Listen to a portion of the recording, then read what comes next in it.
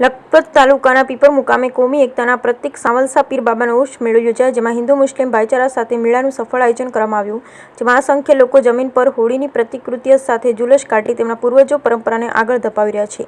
તે બહુ ઓછો જોવા મળે છે. છેલ્લા 34 વર્ષથી જત ફકીરાણી અને ભડાલા ધુનઈ સમાદરિયાના બદલ જમીન પર હોળીને આસ્થાભેર હલેશા મારી જૂની યાદો અને પરંપરા અને નવી પેઢીને અવગત કરી રહ્યા છે.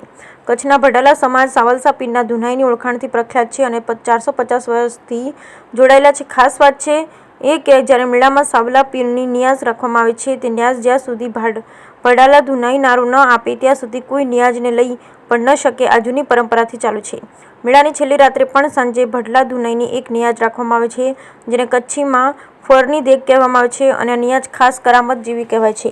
જે આ નિયાઝનો લાભ લે છે તેમના બેડા પાર થઈ જાય છે. સાવલા પીરની જે હોળી મેળામાં ફરવામાં આવે છે તે પરંપરા ભડલા ધુનાઈ દ્વારા લેવામાં આવે છે. અબડાસાની લૈયારી લખપતના જાડવાના રબારી સમાજ પણ સાવલા પીરની ભારે શ્રદ્ધા ધરાવે છે. છેલ્લા 450 વર્ષથી તેમના પૂર્વજો આ મેળામાં ભાગ લેતા હોય છે તેવું લૈયારી ગામના અગ્રણી રામાભાઈ ખેંગારભાઈ રબારીનું કે અત્રે એ યાદ રહે છે કે ભરૂચ પાસે આલિયાબાડા બેટમાં વિસ્તારના ફકીરાણી જત લોકો વસવાટ કરે અને રબારી સમુદાયની ઊંટો ચરાવવાનું કામ કરે.